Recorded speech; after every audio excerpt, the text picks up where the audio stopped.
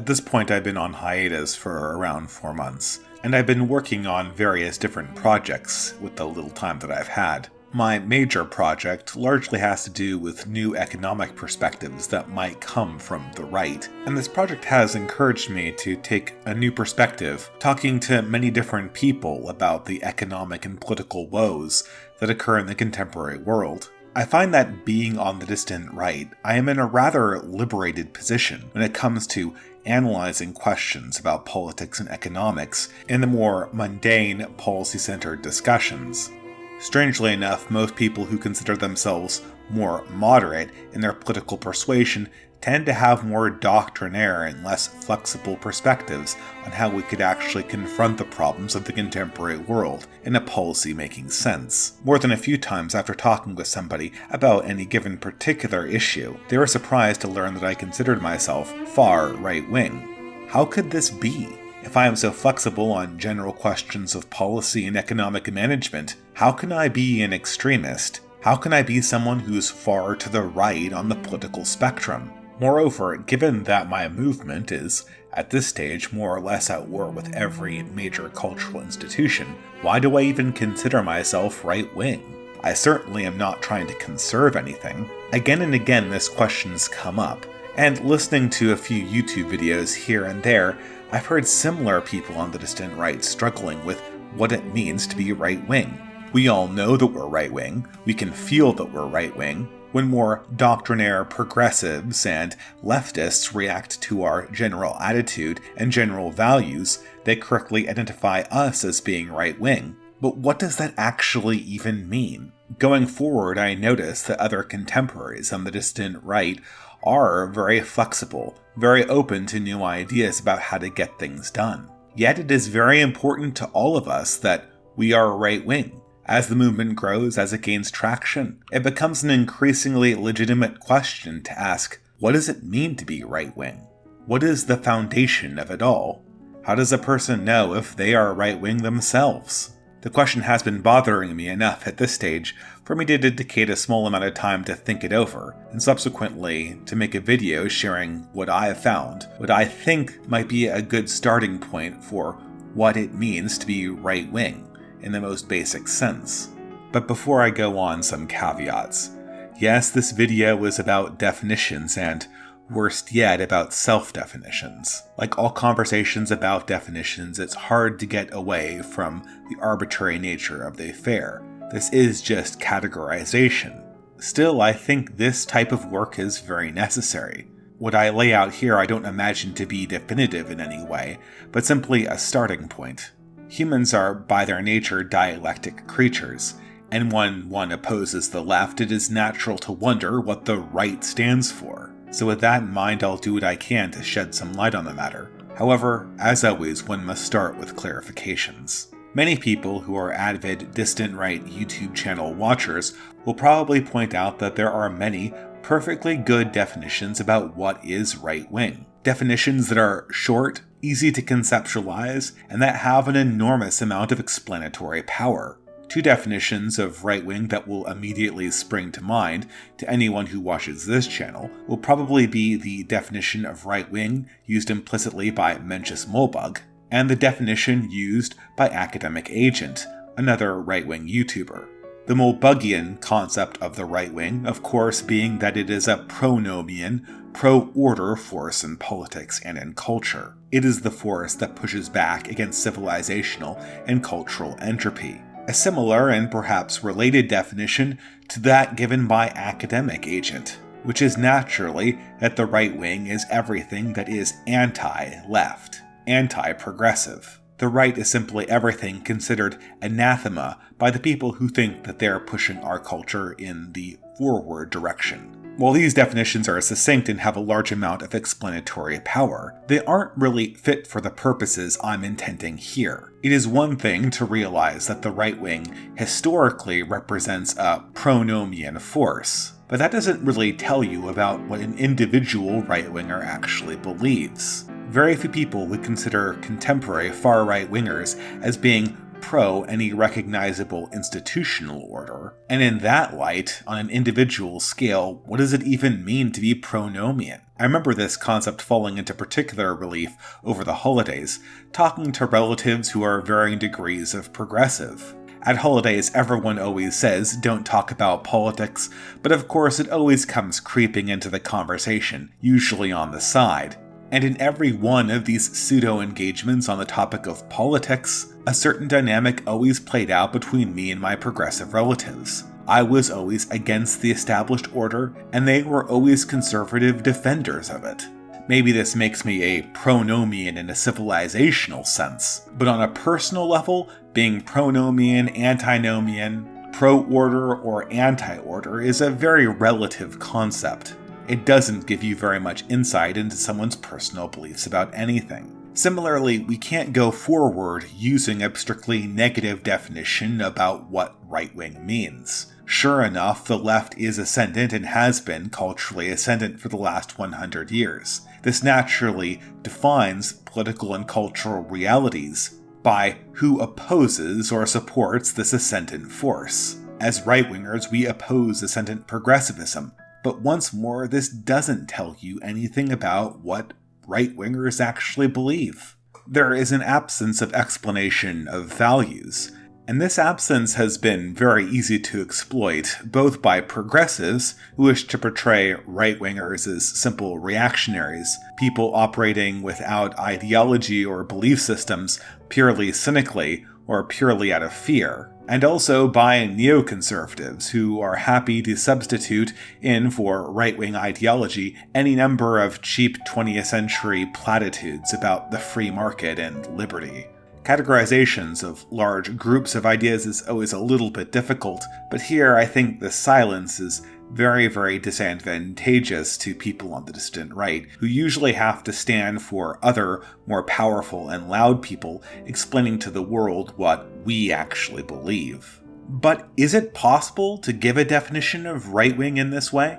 In my mind, to be fit for purpose, such a definition would have to satisfy a number of criteria. First of all, it would have to be a very broad definition. The qualities we listed off as right-wing beliefs or right-wing values would have to describe, in some part, what we intuitively sense is being right-wing. It would have to explain the libertarian and the fascist, the distributist and the monarchist, the normie Republican and the online distant right-winger. While doing this, I think it is very important for an explanation not to use conflation or obfuscation.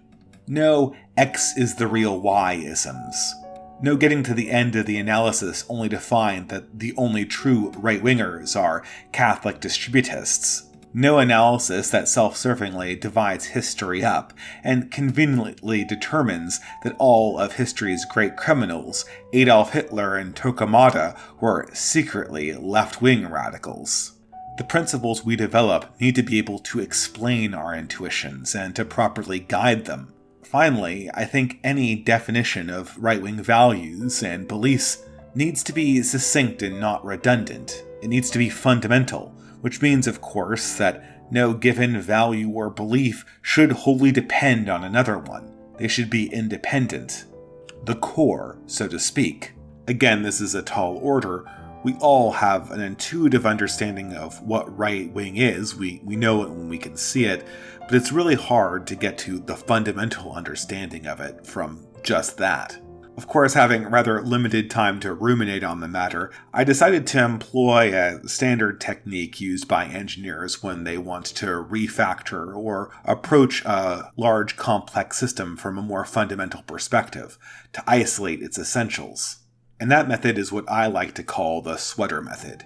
You start by taking what's visible, the things you can obviously see about the system or idea in question, and then once you have a thread, you continue to pull it until the entire thing is decomposed, and you can see how it's built from the ground up. With propositions of value and belief, it's very much the same way. You start with taking a very large collections of things that right-wingers say they believe, say they value on a regular basis, and then you just ask why. You develop more fundamental pre-existing beliefs and values that justify many stated ones. And behind those fundamental values, after a why is asked, perhaps there are even more fundamental values that those are based on. and you go back and back further and further until there is really no answer to the question why you believe this or why you value this. And then you have a foundational concept. Now here it is important to point out that when one does this kind of questioning and analysis process, due to the fundamental nature of our linguistics and perhaps even the fundamental nature of reality itself, one does not get to one core set of beliefs, but rather two. One set of beliefs that are observational, that are beliefs about how the universe actually operates, what actually is political reality, what actually is physical reality. And the second set of beliefs being ones that are more fundamentally described as moral axioms, things about what ultimately should be or what is ultimately valuable. This, of course, breaks up along the classic Humean lines of the is-ought distinction. There are, in fact, two senses of the word why, and if we continually ask it, we'll end up with two sets of fundamental beliefs. Here and throughout the course of this video, I will be referring to the descriptive beliefs as fundamental observational laws, and the proscriptive beliefs as fundamental moral axioms. With these two categories in place, we can capture the fundamental beliefs of any given ideological system. And this is, in a sense, very parsimonious. However, at the end of completing this process, I realized that it was flawed in one particular way. While I was able to write out any number of fundamental moral axioms and fundamental observational laws that characterized what it meant to be right-wing, I still had failed to capture a core element of what people recognized as right-wing behavior, what people recognized as right-wing politics. The two theoretical cores were too abstract, and in isolation they could not be recognized themselves as being particularly right-wing. To confront this problem, I included a third category, one that focused on practice and methodology, or if you're a pretentious leftist, praxis. In a sense, this is by definition not fundamental. The core praxis of any ideology are the key methodologies, the base methodologies, which allow people who hold some fundamental values to realize them in the light of the fundamental observable laws they believe to be true about the universe. Behind every core methodology that we consider right-wing, we can see a justification lying in right-wing values, and also right-wing beliefs about how the universe works. Still, I think it's important to include these core methods of right-wing behavior and practice, in order to capture what it means to be right-wing in any practical way. When human beings ruminate about politics, when they practice politics, there always is a strange, paradoxical contradiction in their behavior and thought. When we sit down in a purely philosophical sense, like Socrates or Diogenes, to contemplate the nature of the universe, we indeed start from fundamental observations and axioms, and build up from there. Based on these axioms and observations, we can justify methods in the abstract.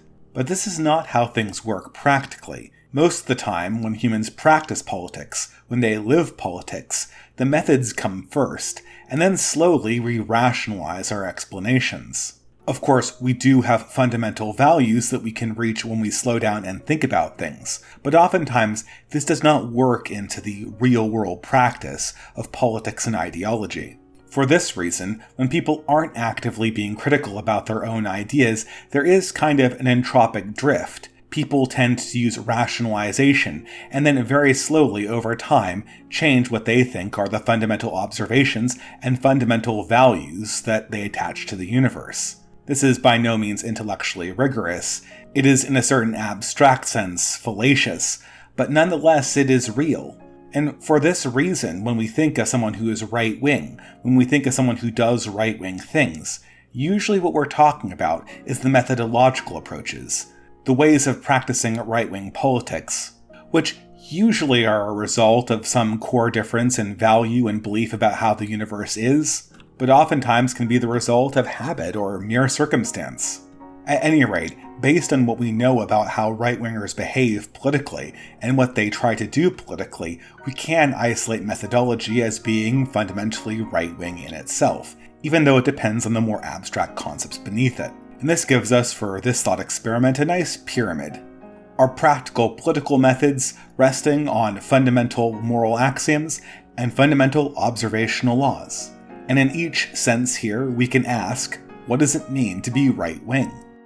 I suppose, true to form to the endeavor, we can start with the more abstract fundamental beliefs and moral axioms, just to get an idea of how a right-wing worldview might be put together from the ground up, intellectually speaking.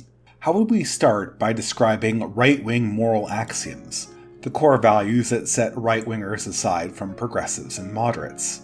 Now, before I go on to speak about the core moral axioms, there's something very distinct I realized after writing them out, after performing the process of continuously asking why behind every explicit right-wing belief to get to the fundamentals. And that is the frequently stated observation, by right-wingers at least, that whatever the core beliefs are of people who call themselves reactionary, right-wing, or even non-progressive, were historically common. That which characterized their opposite really only began in the Enlightenment, and only really became popular in the late 19th and early 20th century. As such, when we describe fundamental right-wing beliefs, we are not describing anything that is really very radical or really out of the ordinary for human existence, but it does quite distinctly contrast what we perceive as progressive values, and increasingly what we are asked to profess in modernity and modern society. I think until very recently, many conservatives and other types of non-progressives comforted themselves with thinking that these values were universal, and that anybody who denied them was really just deceiving themselves. As I've talked more and more to progressives, more and more to modern people raised in the 20th and 21st century, I've come to see that this is little more than a comforting myth. Regardless of whether these values are historically normal, there are people who deny them, and are very, very committed in their denial. But again, I think I'm getting ahead of myself. What values even are we talking about? Well, to start, the first value or axiom I derived was something I like to call the strong axiom of human teleology. Or if I were to phrase it in less Aristotelian language, the value of human meaning. In short, this fundamental moral axiom says that the expression of values and pursuit of transcendent meaning should be the central aim of human life. There is a very fundamental question that everyone has grappled with at some point in their life, and that is, what does it all mean? What is the purpose of life? Does man have purpose and meaning beyond himself, beyond his own pleasure? And is that meaning found only in the immanent things in this universe, or is it located in some transcendental state? These questions are persistent, and throughout history, humankind has had relatively consistent answers, of course with a few exceptions. The standard traditional answers, at least in the West, are, yes, indeed, life does have meaning. It has transcendent meaning and spiritual meaning, and it is the goal of every human life to pursue that meaning, to find purpose beyond oneself, to find goodness beyond oneself. In this sense, regardless of whether life is hard or easy, pleasurable or painful, people can say that a man led a good life. People can say that a man met a good death. In Western European cultures, this transcendent meaning, this transcendent teleology, has almost always been given the name God. Though in this analysis, I'm trying to draw a much more general concept out of this. The driving transcendent teleology that I describe that gives a man meaning in his life could be the Christian God, the personal God, but it could just as easily be the more vague God of Stoicism and Platonism. It could even be the much more vague concepts of divine glory and the overman that you find in schools of thought like Nietzscheism or neo-paganism. The point at this stage of moral consideration is not so much the exact nature of the transcendent meaning, but the fact that man recognizes transcendent meaning as being the goal of his life, and that he seeks it outside of himself. Now again, while it is tempting for Christians and conservatives and traditionalists to assure themselves that because this value, this axiom, was more or less universal in most major civilizations in the past, it can be assumed that people deep down all believe this. Again, I have not found this to be the case. While many of the figures that formally developed the philosophies of Epicureanism and utilitarianism speculated that there was external meaning to the human form and the human mind, the people who have modernized and embodied these philosophies in the present world, in late modernity, absolutely interpret their worldview to mean that there is no meaning beyond what man constructs for himself. Mankind cannot be said to have an end. He cannot be said to have a goodness or a badness relative to that teleological end. And insofar as there is any goal, it can be measured either in pleasure or in some utility function that ultimately ends inside man's own perception, either of pain or of pleasure. I understand that most people who discard this axiom, either practically or explicitly, do so in a mode of skepticism or perhaps even intellectual exhaustion. They do it because they find it difficult to believe in something larger than themselves, and also because there is short-term benefit in being someone who doesn't believe in anything larger than their own pursuit of happiness. And strangely enough, although it's very much outside of the scope of this video, I believe that the contestation and disposal of this core value, this core belief in meaning, to be the key behind most of the modern misery in our otherwise supremely affluent society. The opponents of this value may be more lost and confused than ardently intellectual in their opposition, but their opposition is felt nonetheless. And it is the promotion of the value of teleological meaning that I consider a core of right-wing beliefs wherever they manifest and however they are expressed. Directly related to this first axiom, I think the second is related, but not precisely the same thing as the first.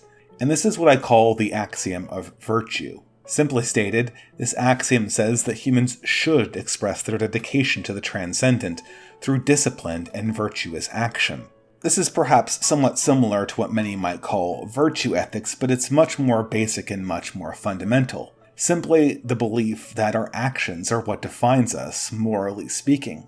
Now, being judged by actions, holding value through actions seems, in the simple statement of it, more or less like a no-brainer, but it's amazing how many modern philosophies, and some ancient philosophies for that matter, implicitly or explicitly deny just this proposition.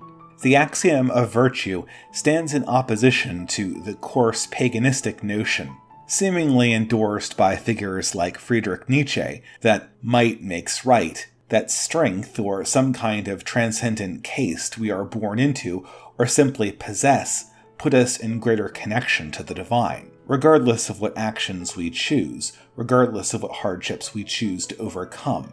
Strangely enough, this crude paganistic notion that transcendent value is located endemically in certain individuals rather than others is followed up in modern times by two other propositions that stand in direct contrast to the axiom of virtue. First, the modernist notion of consequentialism, that actions are good or bad not because of their nature, but because of their consequence to some type of utility function that we can measure. Similarly, among many of the postmodernist schools that we see in the late 20th century and early 21st century, the notion that strength confers righteousness has been almost inverted at this stage to imply that weakness, or oppression itself, confers virtue just by the experience of it, without even taking into account how people react and deal with the challenge. In turn, I would propose that any distinctly right-wing philosophy must start with an understanding of virtue being central,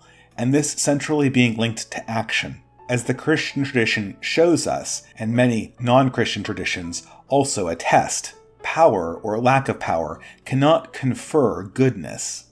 The great and magnificent may be angels, but they also may be devils. Lucifer was all-knowing, and in some sense almost all-powerful, yet he still fell, and this carries over just as much to those who suffer. Christians might remember that there were two other men who suffered crucifixion with Christ, and even though these two men in part shared in God's passion, one still rejected Christ when he was offered salvation. Similarly, I think that a truly right-wing tradition has to reject the utilitarian notion of virtue as well. Actions can be good and bad, beautiful or ugly in themselves, and not simply because of their consequence.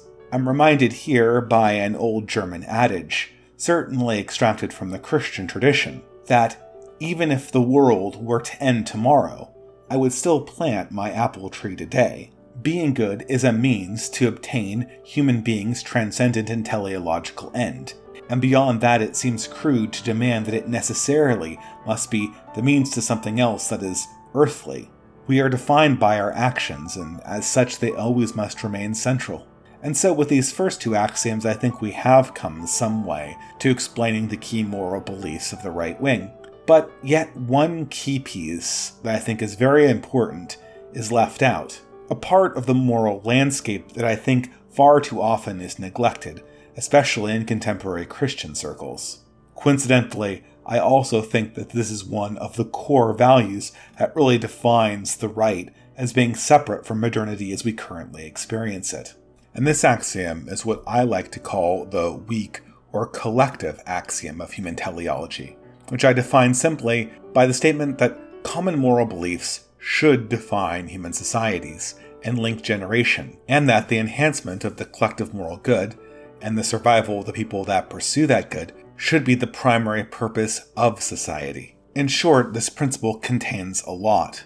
But first and foremost, it contextualizes the notion of virtue as being inside that of a human collective. Man was not meant to be alone, and no man is an island. As such, in order to practice virtue, and to pursue transcendent meaning properly, we must do so in the context of others. Others who share our goals, both to the pursuit of transcendent meaning and also to the perfection of human virtue. And from this relationship, society is born, and also the obligations that morally define society are created, those being twofold. First, a collective obligation, that the virtue of the individual is in some sense the responsibility of the society, and that the virtue of the society is in some sense the responsibility of the individual. The strength of the pack is the wolf, and the strength of the wolf is the pack. Second, in a generational and temporal sense, because we define ourselves in part collectively, because virtue and goodness and meaning are pursued in some sense collectively, there is an obligation through time. We have a responsibility to the uplift of our descendants. We have a responsibility to carry forward the best parts of our ancestors. And in turn, those generations that come after us have the obligation to pass on the torch, to take the next step, and to continue the great mission. Strangely enough, although much more complicated than the second axiom, this set of propositions outside of our own age is almost universal across human societies. Moreover, there is no aspect of pre-existing human societies that current modern and progressive social norms more seeks to displace and deny. The opposition to the collective form of the teleological moral axiom begins, I think, with some key misunderstandings of Protestant Christianity that originated mostly in the 19th century. These ideas placed the entire moral weight on the backs of the individual. And while I'm sure these efforts were well-intentioned in their inception, they birthed in turn a modernity that would deny the entire edifice of moral reality, as Christians and other Westerners had understood it for thousands of years. From these misunderstandings came the entirely individualistic notion, which saw moral behavior and moral conscience as entirely a function of individuals apart from society. This in turn spurred forward technocratic and scientific efforts to attempt to categorize moralism as something derived from a form or methodology, something that an individual, always, could do on the back of a ledger sheet. Finally, in the late 20th century, this has transmogrified, under the influence of Marxism and other non-Christian forms of progressivism, into an insane war against all tradition and all forms of collective constraint.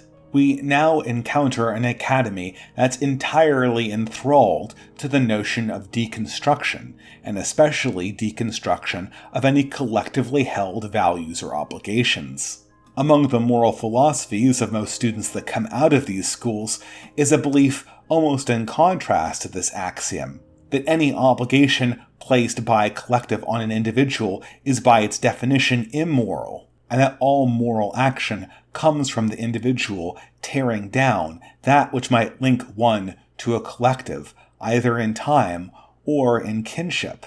Again, though I feel like I hardly need to say it, I think that these new modern developments are ruinous in their ultimate end, and to be right-wing is to oppose them at the most basic moral level.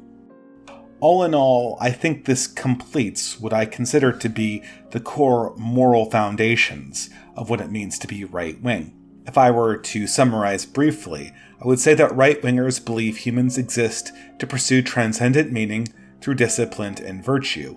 Human societies likewise exist to ensure collective survival and the flourishing of that virtue within the collective and through time.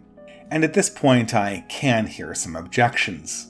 Indeed, we have captured what probably underlies most right-wingers' beliefs, but at the same time it is very general. Once again, all Orthodox Christians believe this in some form, and many of them are progressive. Many of them consider themselves opponents of the right wing. In short, we haven't taken in the entire picture, and I do believe that these propositions do make you right-wing in a sense, even if you believe them in isolation. But I'll try to confront some of these objections later in the video. But for the time being, I think we can make a transition here and move away from the moral axioms towards the fundamental political observations and the laws that guide how right-wingers think. Here, I anticipate people will start recognizing what we ordinarily consider to be the beginning of a right-wing worldview. And it starts, I think, with the most fundamental or the most basic of these laws, what I like to call the entropic law of human nature, and what Christians often call original sin or the fall. This is the classic conservative notion of the crooked timber of human nature, and most people have heard it repeated by many non-progressive authors of varying origin, and in my experience, it's absolutely true to life. But just to restate here, for those watching, I would summarize the entropic law of human nature as being, without a constraining force, human beings tend to degenerate and backslide. They become less observant of the morals and values that they intellectually endorse otherwise in more neutral circumstances. I believe that for many, this law is rather obvious. The crooked timber of human nature has been a common talking point, even among those who consider themselves more mainstream conservative. You could hear this talking point coming out of Dennis Prager or Roger Scruton. But as commonly as it is restated, it is still utterly fundamental to coming up with a right-wing view of the universe. Human beings can't be counted on self-reform. Human beings cannot be counted on for self-regulation, and as such, any rational system that rules them must take this into account. I feel that many conservatives and right-wingers believe that this statement is obvious, at least in its plain form, and it is certainly trotted out a lot inside philosophical discussions, usually with progressives. Whenever I hear a conservative or reactionary use this term, I intellectually endorse it, but at the same time, I always think that there's a false assumption that progressives are going to stand up and say, "No, I believe that humans are fundamentally good," when of course this never happens. In theory at least, progressivism makes no statement about the fundamental nature of humanity being good or bad, and a few idealistic anarchists notwithstanding, very few progressives or non-right-wing thinkers go so far as to assert the exact opposite, that men and women will naturally become more orderly in isolation of incentives and authority holding them in line. Still, regardless of the fact that this is very rarely contested in the abstract, it nevertheless seems that many progressive policies, and certainly many progressive utopian visions of how multiculturalism or socialism or the sexual revolution will work, are informed, at least emotionally, by an implicit rejection of this very statement about human nature. I don't think that this is ever going to be enough to start a conversation on the matter, but I think it is important for right-wingers to reassert this, to become aware that this is one of the base assumptions, even though I don't think anyone's going to be particularly enlightened by hearing it one more time. I think the political observations of right-wingers become a little bit more interesting when we take the next step, moving to the second law, what I like to call the entropic law of human institutions, which also might be termed Robert Conquest's 3 laws of politics. Indeed, this is another old-as-dirt conservative or reactionary theory about human nature. However, until recently, with figures like Mencius Mollbug, I think it was brought up a lot less frequently, especially among neoconservative circles. In some sense, this observation seems to extend directly from the first one. Human institutions, extending from human beings, must also have that entropic nature, that desire to backslide. And we might say that without a constraining force, the human institution tends to corrupt and becomes less observant of the core ideas they are dedicated to, and also the core stakeholders. In other words, they become more progressive.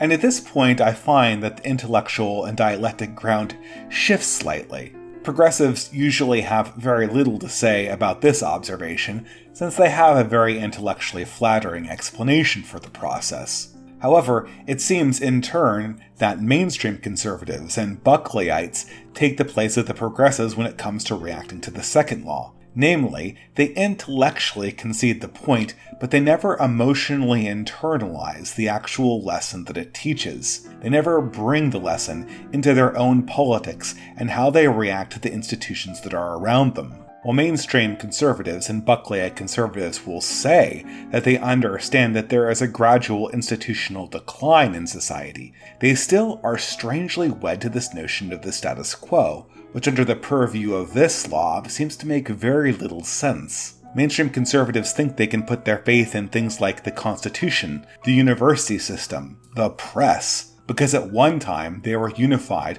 to a larger political project and unified vision of America. But as this law of politics predicts, this relationship was always, out of necessity, going to decline and degenerate.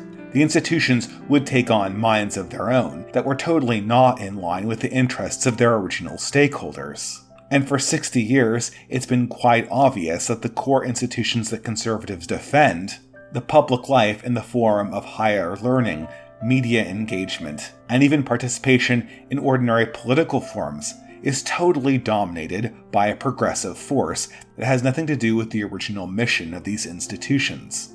The adherence to documents and charters like the Constitution itself is also more or less meaningless. The Constitution is only as good as the institutions that interpret it, and since the war in court, this interpretation has neither been guided by the intention nor the text of the people who originally put the document in writing. In other words, there has been a total institutional corruption, and yet conservatives still maintain loyalty, thinking that they're conserving something because the institution is there for them, right?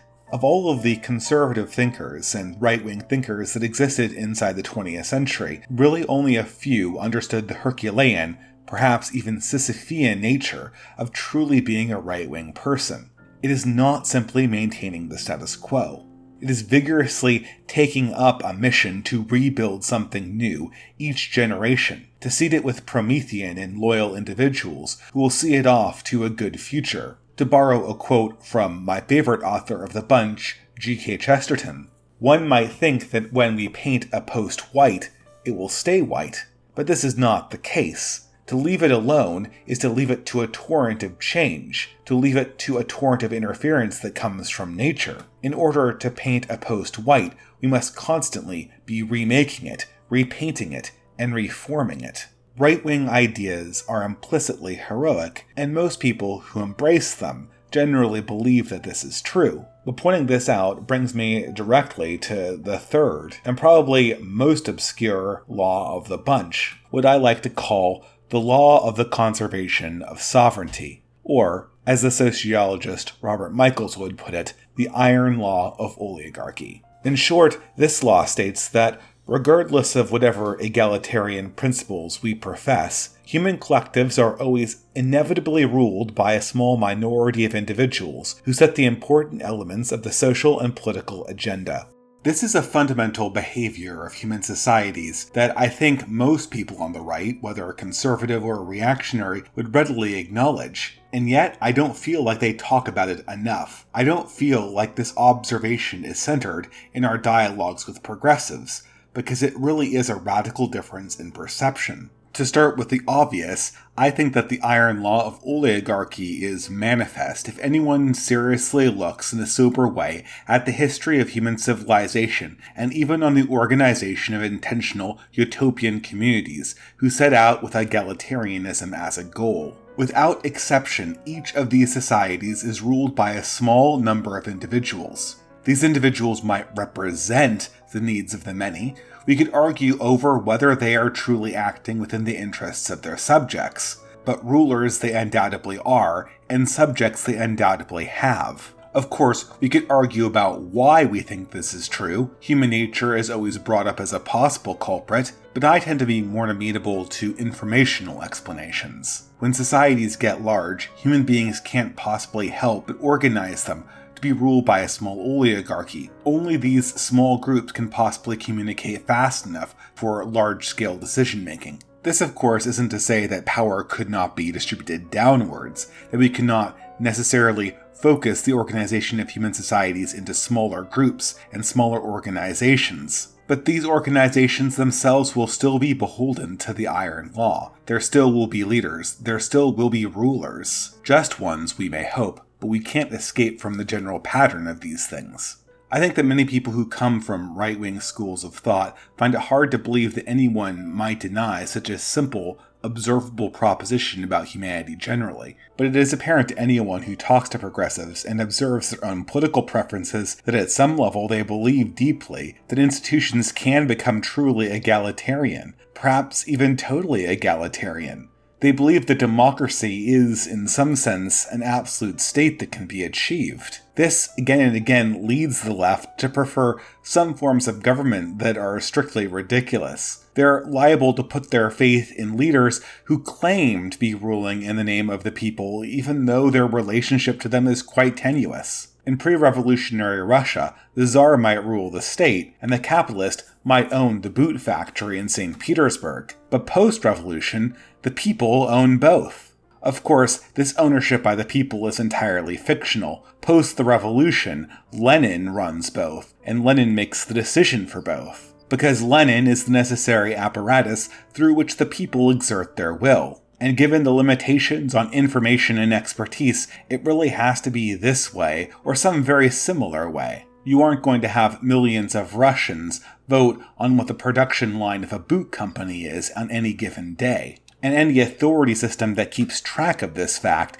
is necessarily going to have to aggregate up in a pyramid-like scheme. Oftentimes, many progressives, at least in the West, understand how this trick is done, at least when it comes to totalitarian Marxism. Nevertheless, I see similar mistakes going on with democracy. Now, Republican democracy may be a fairly good system in practice, but the decisions that are made day to day in our government aren't made by some abstract will of the people. They are made by specific people, specific leaders, specific bureaucrats, which are accountable only in the most tenuous way through the process of election and appointment. Given the layers upon layers of authority and complexity between them and the voter, it's really not right to call this a democracy in the ordinary operation of the government, even though we have democratic controls installed at some purely official level. And so, with this third law in place, I think we can summarize the general descriptive right-wing perspective on politics. The problem of politics is the tendency of humans to corrupt.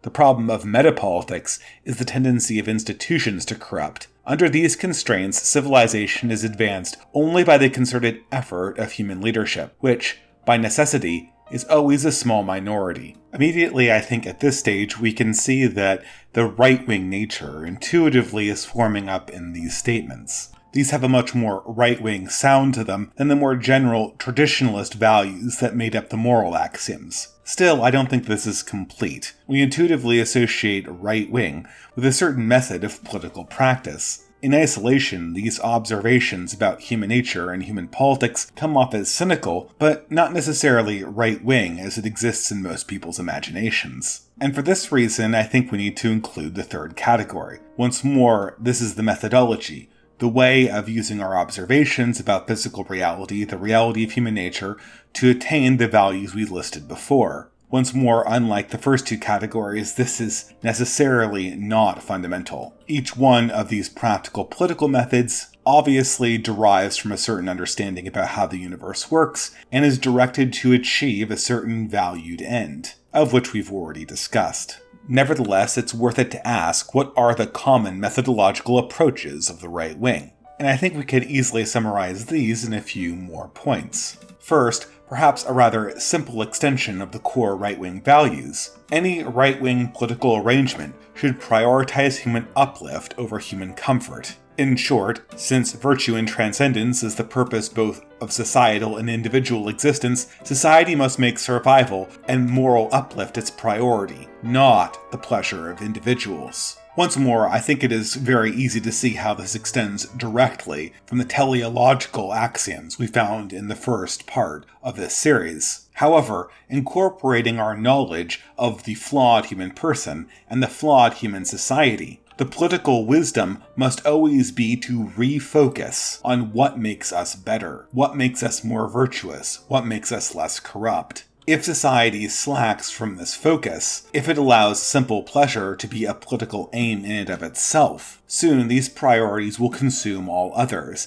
and the society will degenerate into purposelessness. Once more, I think we can recognize this principle operating in most all human societies before the late 19th and early 20th centuries. And while I think this wisdom was first discarded more out of carelessness, I'm surprised to see many progressives asserting vehemently that any kind of moral direction or higher purpose beyond individual pleasure is somehow an abuse of the state's and society's power. Quite the opposite of what any moral philosopher or great political thinker would have said in centuries past. One can hear government bureaucrats and even liberal Supreme Court justices talk about morality as if it's some kind of strange alien concept that had no place in law or governance. Forgetting, I suppose, that the entire role of their profession wouldn't even exist if it wasn't for a primal instinct that society needed to enforce and inform some amount of moral behavior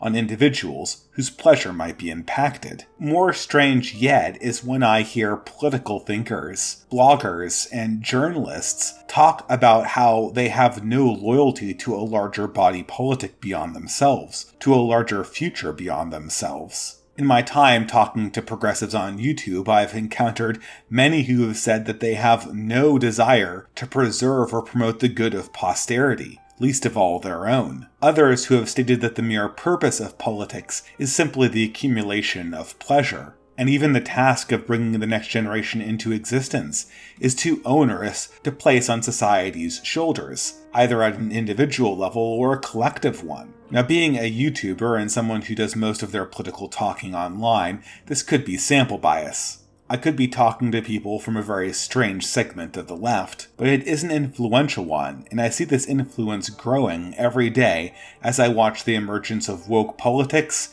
and now neo-radical and neo-Marxist politics. There is a skepticism of any coercion outside of individual pleasure, especially if that goal involves anything concerning morals or virtue. Any right-wing political movement, by contrast, has to make virtue and morals its center. The purpose of society is to facilitate survival, but its role is also to facilitate the survival of that which is worthy of existence, of the true, the good, and the beautiful that is within the human form. To ignore this or to place it as a secondary concern is to make politics a crude and self-interested endeavor, necessarily. I suppose this implicitly asks a secondary methodological question, which is naturally how we keep the leaders themselves relatively uncorrupted, given that all humans are of crooked timber and naturally undergo an entropic nature of their own moral systems. What methods do right-wingers prefer to keep leaders in line and loyal to the original mission of their institution? For this reason, I think that right-wingers naturally favor investment-oriented strategies of leadership, investment-oriented accountability systems, or, to use a more recognizable slang term coined by Nassim Nicholas Taleb, we prefer to find leaders that have skin in the game. Throughout the operation of most institutions of leadership and governance, the largest question is that of loyalty, whether the interests of those on top align with the interests of those who are ruled over. This is difficult when we take into account the fact that humans are incredibly good at lying to themselves, convincing themselves that their own self-interest is really the self-interest of the body politic. This, plus the natural tendency of all things to corrupt, is a recipe for disaster. So what is the natural way to address this problem? Well, with skin in the game, to align the interests of the leaders as much as possible with the thing that they govern. Perhaps the ultimate example of this is the family itself, the most basic unit of political organization. Here, at least in a Darwinian sense, the good of the parents is the good of the children, and subsequently there is a natural loyalty most humans have to their families. There is a natural love between parent and child, and a natural tendency to pay that love forward to the next generation. Most political systems try to replicate this to a larger scale, however imperfectly. They assure the leaders that they will suffer the same fate as their subjects, either in the form of express threats of violence, as in the case of the famous Persian judge who had to practice law on the flayed skin of his corrupt predecessor, or in a more basic and direct and natural sense because of affinity and natural alignment of interest. Here we might think of a just king who wants to make his kingdom strong and subjects happy in order that he may pass on a wealthy kingdom to his son. The more the long-term interests of the nation align with the long-term interests of his family, the theory goes, the more just he is incentivized to be to his subjects, looking out for their long-term interests even though it might not be expedient in the short term. And the same thing could be said for representative democracies, with each region being represented by a native whose interests directly corresponded with the prosperity and wealth of that region going forward. Here I think we can see an implicit justification for nationalism, and also certain forms of subsidiarity, even though they are not necessarily the direct consequence or expression of this principle. Those who rule the people should be of the people in some key sense, or, failing that, they need to have the consequences of failing to serve those people made manifest, possibly with very horrific threats of consequence. Without this, without skin in the game, the rulers are going to be naturally tempted and will naturally slide towards serving their own interests. They will, as predicted by Conquest's third law, act like a conspiracy against the stakeholders of the corporation that they represent. And although this might be a recipe for some very, very productive short-term profits, some truly boom years under a management who just wants to juice as much wealth out of the system before he leaves, in the long term, this is a losing strategy. The temptation to liquidate everything and make out like a bandit, the temptation to screw over one's own posterity so that they may become rich in the short term will be too strong for most people to resist without a direct interest in the equation. And while there may be saints among us who can resist this temptation, it's no way to run a civilization in the long term. What keeps leaders loyal, what keeps them on the straight and narrow, is not being elected by the people. It is not being of the same class as the people, whatever that means. It is not even being elected by the people. What keeps leaders loyal is having their interests aligned to the interests of the people that they serve. And anything short of that is probably a very futile measure to ensuring any type of good governance. And this, I think, brings me to the last point, the last core methodology that is usually found in right-wing politics. The pursuit of order-based politics, or as I like to put it, the preference for political formalism. This is something that's discussed a lot in reactionary circles, and very rarely inside conservative ones. And I notice a lot of newer right-wingers defending the concept of order-based politics while not exactly being able to give the best explanation for it. Order is oftentimes treated as an end into itself, as a core value, which I think is close to being true. It is a core method of right-wing politics, but it does not really get to the heart of the matter, nor illustrate why right-wingers prefer order-based politics to those skeptics who might be progressive or liberal themselves. At this stage, I think we have laid the groundwork for a better explanation. Given the political perspective we have described, one that encourages human uplift, one that is insulated against the natural tendency of all systems and all people to corrupt, by, when possible, aligning leaders' interests to those who they rule over, and failing that, being sure that they are accountable by some magnificent threat. Given that this is our approach to politics in some sense or the other, what are the real dangers? Disloyalty and corruption, to be sure. But considering that we have already dealt with this in a direct fashion with the previous method, what are the blind spots? Well, really they are twofold.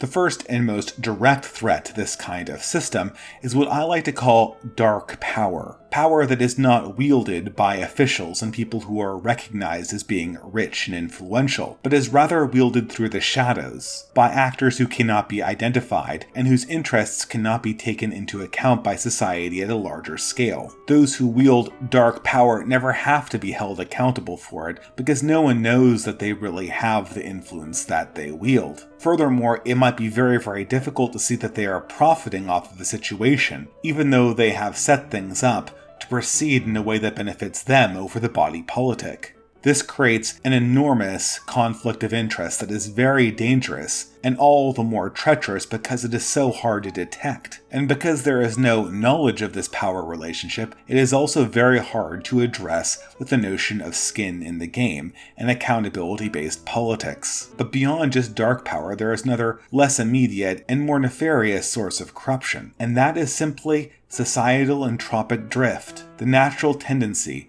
of ourselves to become more corrupted to our original principles, to slouch into that which is easy, to slouch into that which is degenerate, over the highest callings of our own nature. Once more, because of the previous method, we can remind ourselves continuously that the purpose of society is uplift and moral improvement, but because of the natural corruptive nature of institutions, the standards themselves might be sliding downward. How do we know that we're really staying faithful to what we initially intended, given that our natural tendency is to backslide? This is another very hard question to join the first one.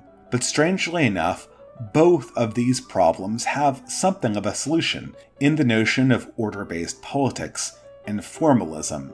What if, as much as possible, we tried to formalize the arrangements of power, to write down strict rules, to create offices and categories that had clear expectations and clear responsibilities, to create ethical systems and laws that were easy to understand and were widely known by all citizens and all subjects. In other words, to make politics and society generally more orderly. This, of course, would not immediately destroy the existence of dark power, nor necessarily completely halt the entropic tendency of human civilization. Nevertheless, it would arrest it significantly. In most circumstances, it would be immediately apparent who held the power and who held the responsibility for wielding that power. Subsequently, it would be more apparent when the abuse of that power was really going on. Secondly, with clear rules and clear expectations in place, it would be very easy to discern when a certain change in those rules occurred.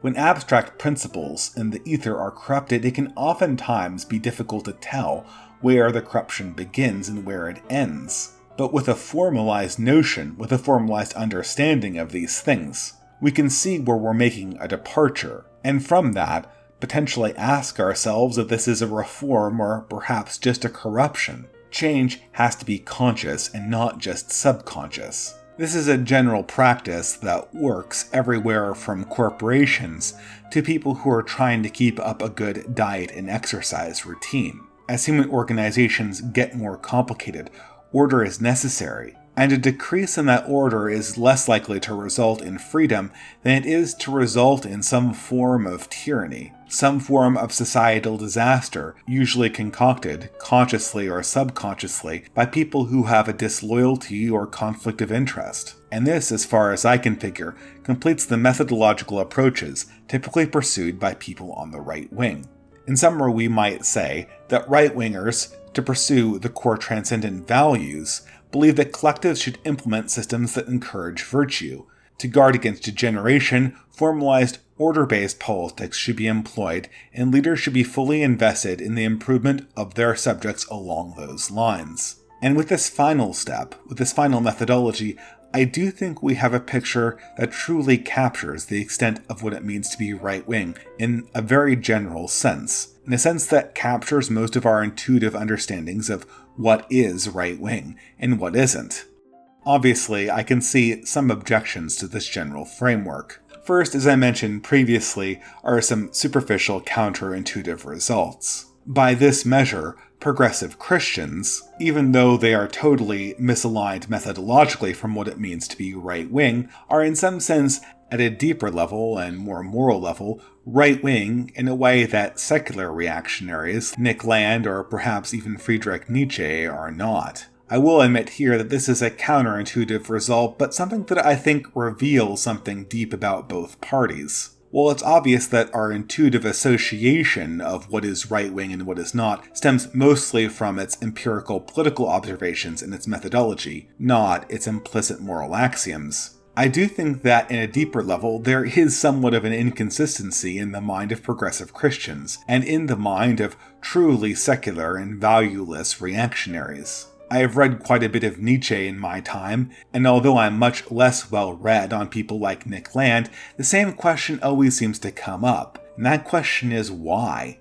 Why does one care about uplift or progress or overcoming if there are no transcendent values that would make such an overcoming or progress in humanity worth pursuing? Similarly, when I look at progressive Christians, I see people who are at their heart, at their core, those who believe in traditional values and all of the right-wing implications that come with them. I would maintain, and I know this sounds condescending, that most of these people have shifted their methodological and observational beliefs because these are too hard to reconcile with the mainstream conventional notions about the world. So they hold their spiritual beliefs in one hand, adopt ridiculous descriptive beliefs about how the universe and human nature work, and then simply just hope for the best.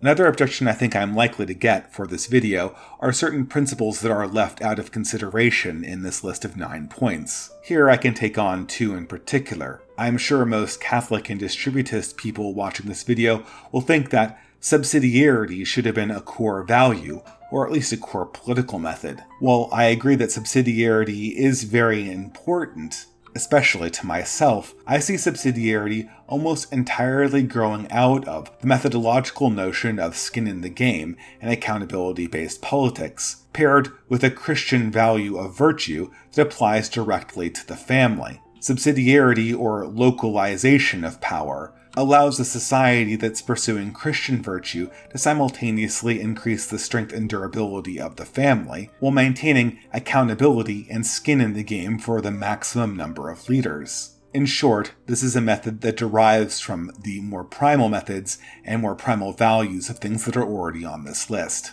From the other sector of the right, however, I anticipate questions about the notion of liberty and freedom, something that is ubiquitous in the modern American conservative movement.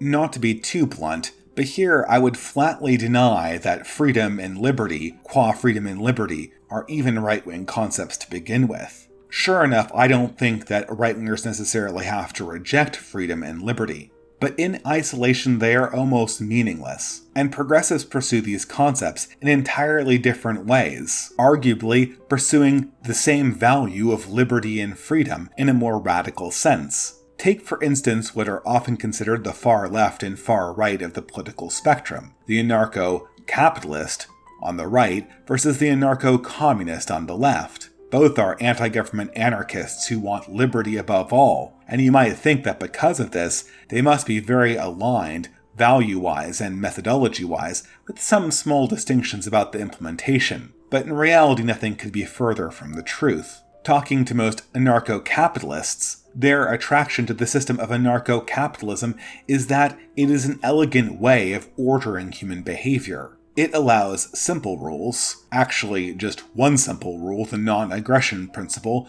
to completely rule human life in a way that everyone can understand. Furthermore, the nature of human benefit acts as an impetus for human uplift. In short, the anarcho-capitalist, or the libertarian, wants an ordered liberty. They see liberty pouring forth uplift and accountability. Whereas, talk to most anarcho-communists and you get a very different picture of human organization. Liberty does not extend simply from an elegant set of rules that govern human organization, but a seeming sense that the subjects do not want to be beholden to any human regulation, be they moral opinions, or even the implicit accountability of material scarcity. To me, these seem like diametrically opposed positions that are only superficially similar in the nature of language. And what makes one left and one right is much better attached to a notion of order and formalism than it is anything having to do with the meaning of liberty and freedom. But okay, that's fine. I don't imagine that these 9 points are any perfect explanation about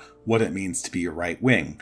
Again, this is just my best attempt, and I hope that this is just a beginning of a larger discussion. But aside from wasting everyone's time talking about meaningless abstractions, if people decide that they like these definitions, what's even the point of this entire endeavor? What can we use this information for? All in all, I think there are a few opportunities here. Starting, of course, with explaining right-wing beliefs to outsiders, or people who are raised to believe that right-wing beliefs are inherently evil. Having a model for how these beliefs fundamentally derive gives you an understanding of where one might begin in a conversation. I think highly abstract theories are fairly close to useless when it comes to doing sociological work, but they can be quite useful in a dialectic, especially in dialectics with progressives or Marxists.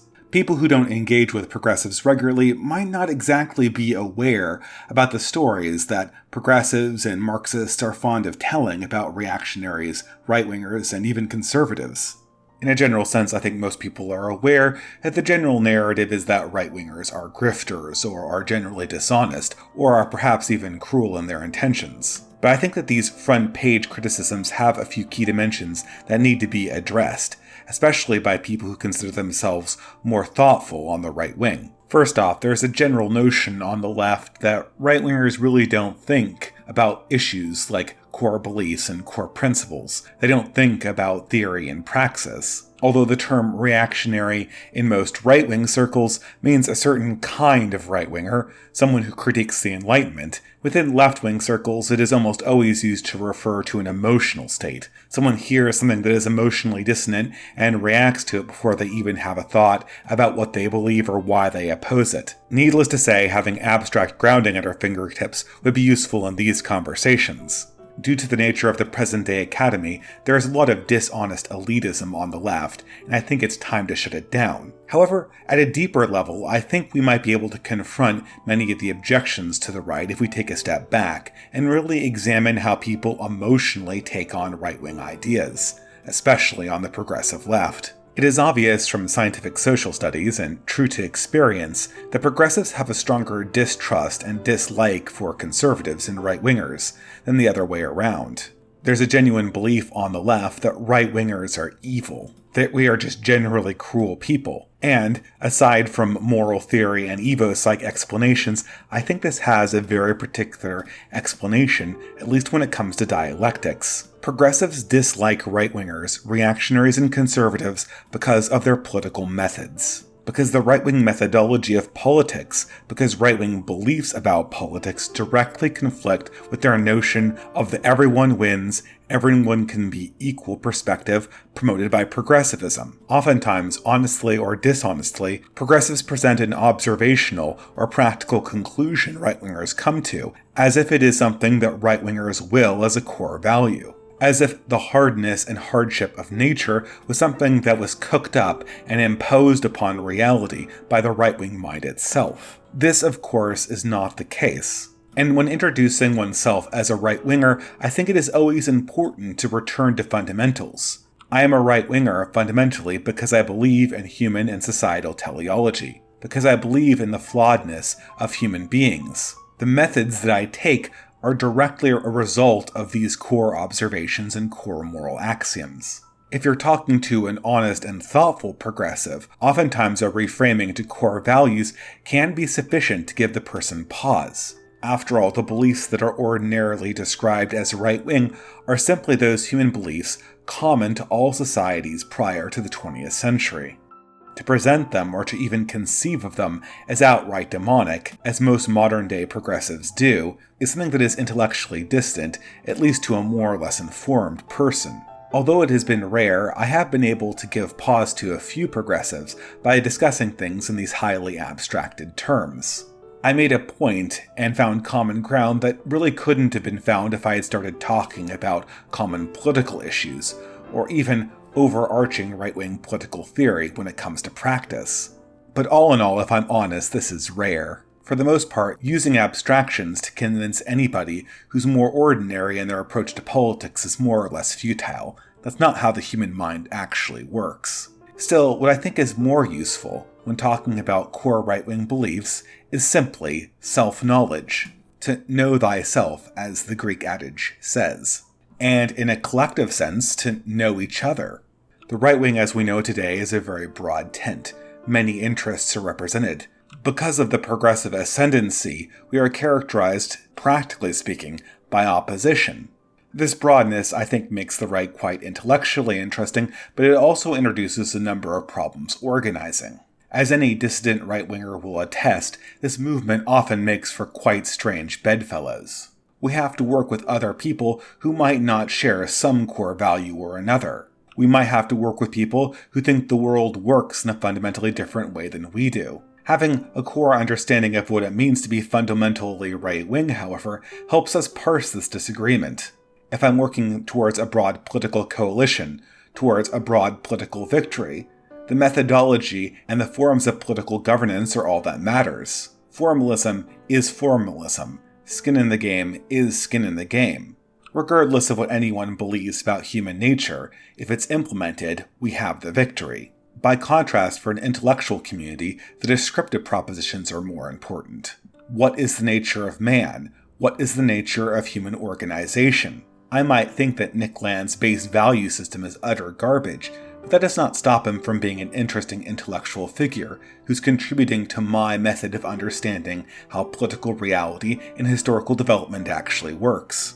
And finally, I think for community building, it's important to remind ourselves about core values. As a religious person myself, some of the work on this dimension is already done for me. But as I have looked at our society, I think there is a need for broader coalitions. Groups of religions and groups of sects that understand that they have more in common than they have different.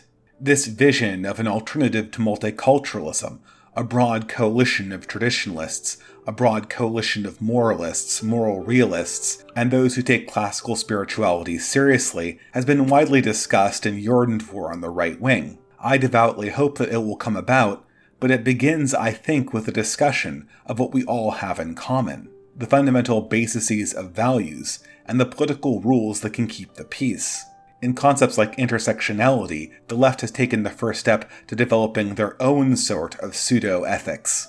And one of the key challenges in the early 21st century is for the right to find something similar. But I think this is probably for another video.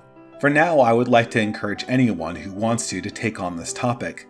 We need more language in order to determine what exactly we believe. What are the foundational values? What are the foundational axioms? Because improved communication is ultimately yielded from this endeavor. And that, if nothing else, I think, is a good place to start.